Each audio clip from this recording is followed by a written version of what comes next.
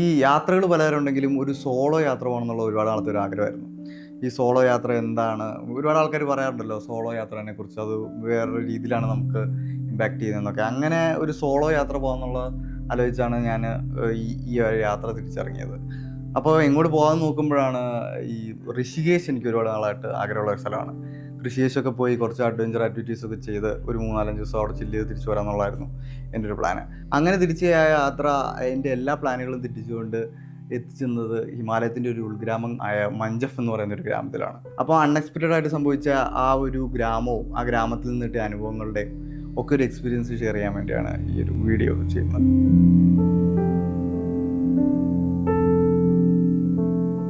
ഡൽഹിയിൽ നിന്ന് ഋഷികേശ് പോകുന്ന ഒരു UP ട്രാൻസ്പോർട്ട് ബസ്സാണ് അത്. ഏകദേശം ഒരു 3 മണിയോടുകൂടിയാണ് ഞാൻ ഡൽഹിയിൽ നിന്ന് കയറിയത്. ഏകദേശം 9 മണിക്ക് എത്തുമെന്നാണ് പറഞ്ഞത്. പക്ഷേ ഇത് കറങ്ങി തിരിഞ്ഞ് എത്തിക്കഴിഞ്ഞപ്പോൾ ഒരു 11 മണിയോളമായി. ഇറങ്ങിയ ശേഷം ഞാൻ ഒരു ഹോസ്റ്റൽ ബുക്ക് ചെയ്തിട്ടുണ്ടായിരുന്നു. അപ്പം ഇറങ്ങിയ സ്ഥലത്തു നിന്ന് ഈ തപോവൻ എന്ന് പറയുന്ന സ്ഥലം, അവിടെയാണ് ഞാൻ ഹോസ്റ്റൽ ബുക്ക് ചെയ്തേക്കുന്നത്. അങ്ങോട്ടേക്ക് ഏകദേശം ഒരു 7-8 കിലോമീറ്ററോളം ഉണ്ട്, 7 കിലോമീറ്ററോളം എങ്ങനെയുണ്ട്. ഞാൻ അവിടെ ഇറങ്ങി ഒരു ഓട്ടോക്കാരൻ്റെ അടുത്ത് ലൊക്കേഷനൊക്കെ ചോദിച്ചിരിക്കുമ്പോഴാണ് ബാക്കിൽ നിന്ന് ആറ് മലയാളി എന്ന് പറയുന്നൊരു വോയിസ് കേൾക്കുന്നത്. ഞാൻ എസ് എന്ന് പറഞ്ഞ് ചാടി തിരിഞ്ഞു നോക്കി. അതാണ് ദീപക് ഭായ്, എൻ്റെ ഈ ട്രിപ്പിൻ്റെ പ്ലാനുകളെല്ലാം മാറ്റി മറിച്ച ഒരാൾ. ആളപ്പോൾ തന്നെ എൻ്റെ അടുത്ത് പറഞ്ഞു, ഇപ്പോൾ ഓട്ടോയിൽ അങ്ങോട്ട് പോകുന്നോട്ട് സേഫ് ആയിട്ടുള്ളൊരു കാര്യമല്ല, ഇവിടെ തന്നെ എവിടെയെങ്കിലും തങ്ങിയിട്ട് മോർണിംഗ് അങ്ങോട്ട് പോകുന്നതായിരിക്കും നല്ലത്. കാരണം ഞാൻ നോക്കുമ്പോഴും ശരിയാണ്, അങ്ങോട്ട് പോകാൻ 300 രൂപ ഓട്ടോ ചാർജ് ആകുന്നുണ്ട്. 250 രൂപയ്ക്കാണ് ആ റൂം ബുക്ക് ചെയ്തത്. അതേസമയത്ത് എനിക്ക് ബസ് സ്റ്റാൻഡിൻ്റെ അടുത്ത് 150 രൂപയ്ക്ക് റൂം കിട്ടുകയും ചെയ്യും. അങ്ങനെ ഞാൻ നേരെ ഈ ഒരു ലോഡ്ജിലോട്ടേക്ക് നടന്നു. അപ്പോൾ ഇവരുടെ ഒപ്പമാണ് നടക്കുന്നത്. അങ്ങനെ ആ പോകുന്ന വഴിക്ക് ഞങ്ങൾ കുറേ കാര്യങ്ങൾ പറഞ്ഞ് കമ്പനിയായി. ഈ ദീപക് ഭായും കൂടെ ഒരാൾ കൂടി ഉണ്ട്, ആളുടെ ഫ്രണ്ടാണ് വിപിൻ ഭായ്. ഇവർ രണ്ടുപേരും ഉത്തരാഖണ്ഡിൻ്റെ ഒരു ഉൾഗ്രാമത്തിൽ താമസിക്കുന്ന ആൾക്കാരാണ്. ഇവർ ഷെഫാണ് ആക്ച്വലി പ്രൊഫഷണലി. അവരുടെ ജോബ് കഴിഞ്ഞിട്ട് ആളുടെ പെങ്ങളുടെ കല്യാണത്തിൻ്റെ ആവശ്യമായിട്ട് നാട്ടിലേക്ക് പോകുന്നതാണ്. അങ്ങനെ ഞാൻ കേരളത്തിൽ നിന്നാന്നൊക്കെ പറഞ്ഞു, ഞങ്ങൾ ഒരുമിച്ച് പരിചയപ്പെട്ടു. ഏകദേശം റൂമിൻ്റെ അടുത്തെത്തി കഴിഞ്ഞപ്പോഴാണ്, എന്തായാലും ഡോർമെറ്റിലാണ് സ്റ്റേ ചെയ്യാൻ പോകുന്നത്, ആ പരിചയമില്ലാത്ത ആൾക്കാരുടെ കൂടെയാണ് സ്റ്റേ ചെയ്യാൻ പോകുന്നത്, നമുക്ക് വേണമെങ്കിൽ ഓക്കെ ആണെന്നുണ്ടെങ്കിൽ റൂം ഷെയർ ചെയ്ത് ഒരുമിച്ച് നിൽക്കാമെന്ന് പറഞ്ഞു. എന്തായാലും ഞാൻ ചാടി എസ് പറഞ്ഞ് അവരുടെ കൂടെ കൂടി നേരെ റൂമിൽ കയറി ഫ്രഷായി ഇറങ്ങിയപ്പോൾ തന്നെ ഒരു ഭക്ഷണമൊക്കെ ആയിട്ട് വന്ന് നമ്മൾ ഒരുമിച്ചിരുന്ന് ഭക്ഷണം കഴിച്ചു. ഭക്ഷണം കഴിക്കുന്ന സമയത്ത് ദീപക് ഭായ് ചോദിച്ചു, നിനക്ക് നാട്ടിൽ ഫ്രണ്ട്സൊന്നും ഇല്ലേ, എന്താ ഒറ്റയ്ക്ക് പോകുന്നത്, ട്രിപ്പൊക്കെ പോകുമ്പോൾ എല്ലാവരും ഒരുമിച്ചല്ലേ പോലെ. അപ്പോൾ ഞാൻ പറഞ്ഞു, ഒരു സോളോ ട്രിപ്പ്, ഞാൻ ആദ്യം പറഞ്ഞ പോലെ തന്നെ ഒരു സോളോ ട്രിപ്പ് ആഗ്രഹിച്ചാണ് ഞാൻ വന്നത്. ഒരു സോളോ ട്രിപ്പിൽ എന്തൊക്കെ മാറ്റങ്ങളാണുള്ളത്, അല്ലെങ്കിൽ ഒരു സോളോ ട്രിപ്പ് പോകുന്നതിൽ എന്താണ് ഇത്ര ആൾക്കാർ പറയുന്നതിൻ്റെ കാര്യം എന്താണ്. അപ്പോൾ തന്നെ ദീപക് ഭായിയുടെ അടുത്ത് പറഞ്ഞു, ഇതുവരെ വന്നതിൻ്റെ എൻ്റെ ഒരു എക്സ്പീരിയൻസ് ഷെയർ ചെയ്ത് കൊടുത്തു. ഞാൻ ഇത്ര ദൂരം വന്നു കഴിഞ്ഞപ്പോൾ തന്നെ ഈ 2 ദിവസത്തിൻ്റെ ഇടയ്ക്ക്, നാട്ടിൽ നിന്ന് പോന്നിട്ടുള്ള ഈ 2 ദിവസത്തിൻ്റെ ഇടയ്ക്ക് ഒരുപാട് തീരുമാനങ്ങൾ ഞാൻ ഒറ്റയ്ക്ക് എടുത്തതും, ഒരു തീരുമാനം എടുക്കുന്ന സമയത്ത് മറ്റൊരാളുടെ അടുത്ത് ഒരു ഉപദേശം ചോദിക്കാണ്ടോ അല്ലെങ്കിൽ ഒരു ഒപ്പീനിയൻ ചോദിക്കാണ്ടോ ഞാൻ തന്നെ എൻ്റെ മൈൻഡിലിട്ടിട്ട് വർക്ക് ചെയ്ത് അതിനൊരു ഉത്തരം കണ്ടെത്തുന്നതും, അതങ്ങനെ പല തവണയായി കഴിഞ്ഞ് കഴിഞ്ഞപ്പോൾ നമുക്ക് തന്നെ നമ്മുടെ ഒരു വീക്ക്നെസ്സുകളും നമ്മുടെ ഒരു ക്വാളിറ്റീസും ഒക്കെ എന്താണെന്ന് നമുക്ക് ഒരുപാട് തിരിച്ചറിയാൻ പറ്റുന്നുണ്ടായിരുന്നു. അങ്ങനെ ഇത്തരം എക്സ്പീരിയൻസുകളൊക്കെ ഞാൻ ഷെയർ ചെയ്തിരുന്നപ്പോൾ ദീപക് ഭായിക്ക് എൻ്റെ അടുത്തൊരു നല്ല ഒരു മൈൻഡ് സെറ്റായി. എൻ്റെ അടുത്ത് കൊള്ളാം, നീ ഇറങ്ങിയത് എന്തായാലും നല്ലതാണെന്നൊക്കെ പറഞ്ഞ് എന്നെ ഒരുപാട് അപ്രിഷ്യേറ്റ് ചെയ്തു. അപ്പോൾ തന്നെ എൻ്റെ അടുത്ത് ദീപക് ഭായ് ചോദിച്ചു, എന്താണ് ഈ ഉത്തരാഖണ്ഡ് പോലത്തെ ഒരു സ്റ്റേറ്റ് തിരഞ്ഞെടുക്കാൻ കാരണം, വേറെ എത്ര സ്ഥലം ഉണ്ടായിട്ട് എന്ന് ചോദിച്ചു. ഞാൻ പറഞ്ഞു, എനിക്ക് ഇതേപോലെ തന്നെ മറ്റൊരു ആഗ്രഹമായിരുന്നു, സ്പിരിച്വലി ഒന്ന് യാത്ര ചെയ്യണം എന്നുള്ളത്.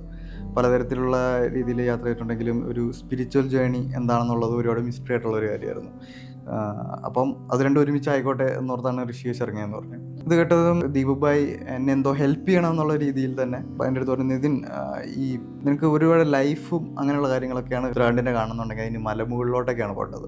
ഋഷികേശ് എന്ന് പറയുന്നത് താഴ്വരയാണ്, ഇവിടുന്നാണ് മലനിരകൾ തുടങ്ങുന്നത്. അപ്പം ഇതിൻ്റെ ഒരു ഗ്രാമീണ ജീവിതം, ഇവിടുത്തെ ആൾക്കാരുടെ ഒരു സംസ്കാരവും കാര്യങ്ങളൊക്കെ കാണുന്നുണ്ടെങ്കിൽ മലമുകളിലോട്ടേക്ക് പോകണം. ഉത്തരാഖണ്ഡിനെ സ്പെഷ്യലാക്കുന്നത് ഈ സ്ഥലങ്ങളോ അതിൻ്റെ ഭംഗിയേക്കാളും കൂടുതൽ അവിടുത്തെ ആൾക്കാരും അവരുടെ ജീവിത രീതികളും അവരുടെ സംസ്കാരവും ആതിഥ്യമര്യാദയും ഒക്കെയാണ്.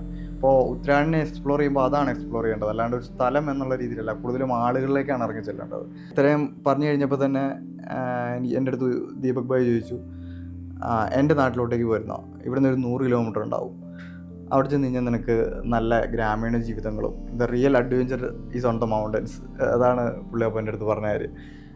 അങ്ങോട്ടേക്ക് പോയിരുന്നു. പുള്ളിയുടെ പെങ്ങളുടെ കല്യാണമാണ് ഒരാഴ്ചക്കുള്ളിൽ. അപ്പോൾ അവിടെ ഒന്ന് താമസിച്ച് പെങ്ങളുടെ കല്യാണമൊക്കെ അറ്റൻഡ് ചെയ്ത് എൻ്റെ അടുത്ത് പോരാം എന്ന് പറഞ്ഞു. ഞാൻ ഇങ്ങനെ ആലോചിക്കുകയാണ് ഇത് കേട്ട് കഴിയുമ്പോൾ. ഇന്ന് പരിചയപ്പെട്ട ആളാണ്, ഒരു ഏതാനും മണിക്കൂറുകൾ മാത്രമായിട്ടുള്ളൂ.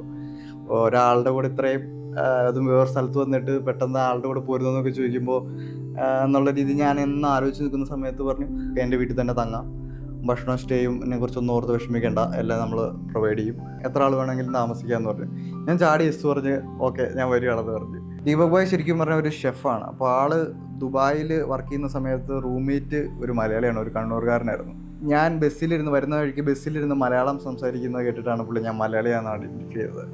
പുള്ളി പറഞ്ഞു സുഹൃത്ത് ബന്ധം, നിങ്ങളുടെ ഫ്രണ്ട്ഷിപ്പിൻ്റെ കാര്യത്തിലൊക്കെ മലയാളികൾ ഭയങ്കര ക്രേസിയാണ്, പുള്ളിക്ക് ഒരുപാട് താല്പര്യമാണ് മലയാളികളെക്കുറിച്ച്, ഒരു സുഹൃത്ത് ബന്ധത്തിൽ ഭയങ്കര വില കൽപ്പിക്കുന്നവരാണെന്ന് പറഞ്ഞു ഭയങ്കര കാര്യമായിട്ട് എൻ്റെ അടുത്ത് വർത്താനം പറഞ്ഞു. അതേ കണ്ണൂരുകാരനെ വീഡിയോ കോൾ വിളിച്ച് എന്നെ കാണിച്ചു, എൻ്റെ അടുത്തും എൻജോയ് ചെയ്യ്, നല്ല പാർട്ടീസിൻ്റെ അടുത്താണ് എത്തിപ്പെട്ടിരിക്കുന്നത് എന്നൊക്കെ പറഞ്ഞു. അങ്ങനെയാണ് ഞാൻ ഇവരുടെ കൂടെ കൂടുന്നത്. അങ്ങനെ പിറ്റേന്ന് രാവിലെ തന്നെ ഞങ്ങൾ ഭക്ഷണം കഴിച്ച് പ്രതാപ് നഗർ എന്ന് പറയുന്ന സ്ഥലത്തേക്ക് വണ്ടി പിടിക്കാൻ വേണ്ടി ഇറങ്ങി.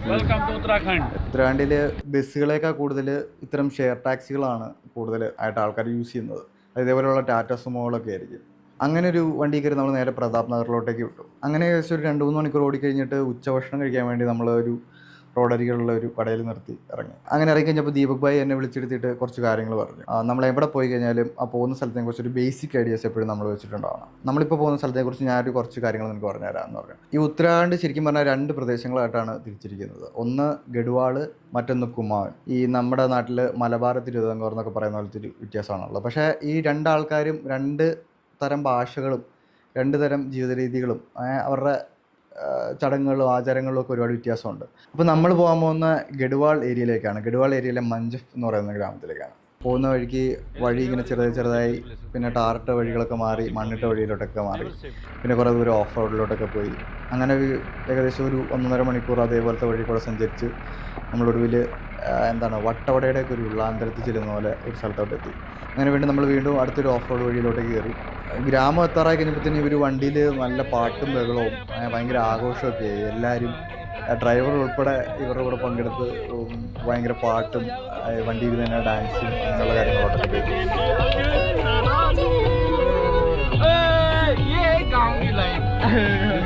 ലോകത്ത് എവിടെയൊക്കെ പോയിട്ടുണ്ടെന്ന് പറഞ്ഞാലും ഇവർക്ക് തിരിച്ച് ഗ്രാമത്തിലോട്ട് വരുന്നത് ഒരുപാട് സന്തോഷം തരുന്നൊരു കാര്യമാണ്. അത് നമുക്ക് അവരുടെ അടുത്തിരിക്കുമ്പോൾ മനസ്സിലാവും. അവർ ആ ഗ്രാമത്തിനെ കുറിച്ച് ഒരുപാട് കാര്യങ്ങൾ എൻ്റെ അടുത്ത് പറയുകയാണ്. ഇപ്പോൾ പോവാണ്, ഫാമിലിനെ മീറ്റ് ചെയ്യാൻ പോവാണ്, ഇത്ര നാൾക്ക് ശേഷമാണ്, കുട്ടി നോക്കിയിരിക്കുകയാണ്. അങ്ങനെയുള്ള ഇമോഷണലി അവർക്ക് ഗ്രാമത്തോട്ട് വരുന്നൊരു വലിയ കാര്യമാണ്. അതിൻ്റെ ഒരു അറ്റാച്ച്മെൻറ്റ് എത്രത്തോളാണെന്ന് നമുക്ക് ശരിക്കും മനസ്സിലാവുന്നുണ്ടായിരുന്നു. അങ്ങനെ നമ്മൾ ചെന്ന് വണ്ടി ഒരു സ്ഥലത്ത് നിർത്തി. അവിടെ നിന്നാണ് നമ്മുടെ ഈ ഗ്രാമത്തിലോട്ടുള്ള വഴി തുടങ്ങുന്നത്. ഇറങ്ങിത്തന്നെ അവിടെ ഒരു സ്ത്രീ നിൽക്കുന്നുണ്ടായിരുന്നു. അവരെ സഹായിച്ച് അവരുടെ പുല്ലുകെട്ടൊക്കെ വണ്ടി കയറ്റി നേരെ അവരെ അവിടുന്ന് ഒരു ലിഫ്റ്റ് കൊടുത്ത് ആ വണ്ടിക്കാരൻ കൂട്ടിക്കൊണ്ടുപോയി. അവിടെ നമ്മൾ നേരെ ഗ്രാമത്തിലോട്ട് കയറുകയാണ്. അപ്പോൾ ഗ്രാമത്തിലോട്ട് നടന്നുകൊണ്ടിരിക്കുന്ന സമയത്ത് ദീപക് ഭായ് അവരുടെ ഗ്രാമത്തിൻ്റെ കുറച്ച് രീതികളൊക്കെ എനിക്ക് പറഞ്ഞു തന്നു. ഇവിടെ നമ്മൾ ആരെ കണ്ടു കഴിഞ്ഞാലും ആദ്യം പറയുന്ന കാര്യം പ്രണാം എന്ന് പറയുന്നതാണ്. എല്ലാവരെയും കണ്ടു കഴിഞ്ഞാലും നമ്മൾ ജസ്റ്റ് പ്രണാം, ഇങ്ങനെ ഒരു രീതിയിലാണ് ആൾക്കാരെ അഭിസംബോധന ചെയ്യുന്നത്. എനിക്ക് തോന്നുന്നു കുട്ടികളൊക്കെ കുഞ്ഞായിരിക്കുമ്പോൾ തന്നെ ആദ്യം പഠിപ്പിക്കുന്ന കാര്യം ഈ പ്രണാം എന്നുള്ള വാക്കായിരുന്നു തോന്നുന്നു. കാരണം ഞാൻ അവിടുത്തെ കുഞ്ഞു കുട്ടികളുടെയൊക്കെ അടുത്ത് ചെല്ലുമ്പോൾ അവിടുത്തെ അമ്മമാരെ കൈ പിടിച്ചുകൊണ്ട് ബയ്യയുടെ അടുത്ത് പ്രണാം പറയൂ എന്നുള്ള കാര്യമാണ് പറയുക. അങ്ങനെയാണ് അവരെ തന്നെ പ്രാക്ടീസ് ചെയ്ത് കൊണ്ടിരുന്നത്.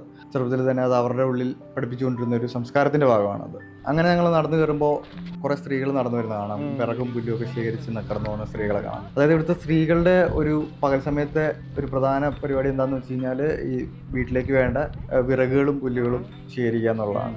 അങ്ങനെ നമ്മൾ കയറുമ്പോൾ തന്നെ കൃഷിയിടങ്ങളാണ് കാണുന്നത്.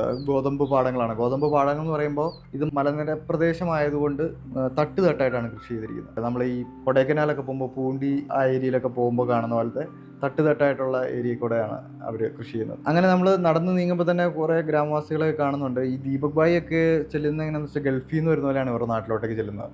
പോകുന്ന വഴിക്ക് ഒരുപാട് സാധനങ്ങൾ, ഡ്രസ്സുകൾ, ചോക്ലേറ്റ്, മിഠായി പാക്കറ്റുകൾ, അതേപോലെ തൊപ്പികൾ, സെറ്ററുകൾ, തണുത്ത പ്രദേശമായതുകൊണ്ട് കുറേ തൊപ്പികൾ, ഇതെല്ലാം റാൻഡമായിട്ട് ഇങ്ങനെ മേടിച്ചു കൂട്ടുകയാണ്. എന്നിട്ട് അത് കയറി പോകുന്ന ആൾക്കാർക്ക് ഓരോന്നർക്കായിട്ട് ഇങ്ങനെ എടുത്തു കൊടുക്കുകയാണ്. ഇനി ആൾക്ക് മേടിച്ചു എന്നുള്ള രീതിയിലല്ല. ഈ ഗ്രാമത്തിലുള്ള ആൾക്കാരെല്ലാം ഒരു ഫാമിലി പോലെയാണ് താമസിക്കുന്നത്. അതായത് ഈ രക്തബന്ധത്തെക്കാൾ കൂടുതലായിട്ട് അവർ ഒരുമിച്ചിരിക്കുന്ന ആൾക്കാരോടാണ് അവർക്ക് കൂടുതൽ ബോണ്ടുള്ളത്. അതെന്താ കാരണം എന്ന് വെച്ച് കഴിഞ്ഞാൽ ഇതൊരു വനപ്രദേശത്തോട് ചേർന്ന് കിടക്കുന്ന സ്ഥലമാണ്. ഈ ഗ്രാമം എന്ന് പറഞ്ഞു കഴിഞ്ഞാൽ വനത്തിൻ്റെ അതിർത്തിയിലാണ് ശരിക്കും പറഞ്ഞാൽ. അപ്പോൾ വന്യമൃഗങ്ങളുടെ ഒരുപാട് ഭീഷണിയുള്ള സ്ഥലമാണ്. അതായത് കടുവ, കരടി, കാട്ടുപോത്ത് അങ്ങനെയുള്ള സാധനമൊക്കെ സ്ഥിരമായിട്ട് ഇറങ്ങുന്ന സ്ഥലമാണ്. അപ്പോൾ ഇവർക്ക് ഇവരുടെ കൃഷിയിടങ്ങൾ സംരക്ഷിക്കാനും അതേപോലെ തന്നെ അവർക്ക് അവിടെ സർവൈവ് ചെയ്യാനും ഒക്കെ കൂട്ടത്തോടെ നിൽക്കലൊരു പ്രധാനപ്പെട്ട കാര്യമാണ്. മനുഷ്യനൊരു സാമൂഹിക ജീവിയാന്നൊക്കെ പറയുന്നതിൻ്റെ ഒരു വലിയ ഉദാഹരണമാണ് നമുക്കിവിടെ കാണാൻ പറ്റുന്നത്. കാരണം നമ്മളൊന്ന് ബാക്കിലോട്ട് ആലോചിച്ചാൽ അറിയാം, നമ്മൾ കാട്ടിൽ പണ്ട് സർവൈവ് ചെയ്തുകൊണ്ടിരുന്നത് കൂട്ടത്തോടെ നിൽക്കുമ്പോഴാണ്. ഒരിക്കലും മനുഷ്യന് ഒരു ഒറ്റയ്ക്ക് കാട്ടിൽ സർവൈവ് ചെയ്യാൻ പറ്റില്ല. അവന് ഭക്ഷണം കണ്ടെത്താനും ഭക്ഷണം ഉൽപ്പാദിപ്പിക്കാനും ഒക്കെ ഒരു കൂട്ടത്തോടെ നിൽക്കൽ അവൻ്റെ ഒരു ആവശ്യകതയാണ്. ഇത് നഗരത്തിലുള്ള ആൾക്കാർക്ക് പറഞ്ഞ് എത്രത്തോളം മനസ്സിലാവുമെന്ന് അറിയത്തില്ല. പക്ഷേ അതിൻ്റെ ഒരു ഉദാഹരണമാണ് നമുക്ക് ഇത്തരം ഗ്രാമങ്ങളിൽ എത്തുമ്പോൾ കാണാൻ പറ്റുന്നത്. ഒരു ഏകദേശം ഒരു 2010 വരെ, അടുത്ത കാലത്ത് വരെ അവരുടെ അടുത്ത് എല്ലാ വീട്ടിലും റൈഫിൾ ഗണ്ണുണ്ടായിരുന്നു, വേട്ടയാടാനും അവരുടെ സംരക്ഷണത്തിനൊക്കെ വേണ്ടി. പിന്നെ പോലീസ് അത് സറണ്ടർ ചെയ്യാനൊക്കെ ഈ അടുത്ത കാലത്ത് ഒരുപാട് നിയമമൊക്കെ കൊണ്ടതിന് ശേഷമാണ് ഇവർ കൊടുത്തതെന്നാണ് പറഞ്ഞത്. എന്നാൽ കൂടെ ഇവിടെ പല വീടുകളിലും ഇപ്പോഴും ആൾക്കാരുടെ വീട്ടിൽ ഗണ്ണുണ്ട്. അവരത് വേട്ടയാടാനും അല്ലെങ്കിൽ അവരുടെ സേഫ്റ്റിക്ക് വേണ്ടി ഉപയോഗിക്കുന്ന ഒരു കാര്യം തന്നെയാണ്. നെക്സ്റ്റ് എപ്പിസോഡിൽ നമ്മൾ മഞ്ചഫ് എന്ന് പറയുന്ന ഹിമാലയൻ ഗ്രാമത്തിൻ്റെ കൂടുതൽ വിശേഷങ്ങളും ഗ്രാമജീവിതവും ഒക്കെയാണ് പരിചയപ്പെടുത്തുന്നത്. സോ വീഡിയോ ഇഷ്ടമായെങ്കിൽ ഉറപ്പായിട്ടും ഈ ചാനൽ ഇപ്പോൾ തന്നെ സബ്സ്ക്രൈബ് ചെയ്യുക. അപ്പോൾ see you on next video.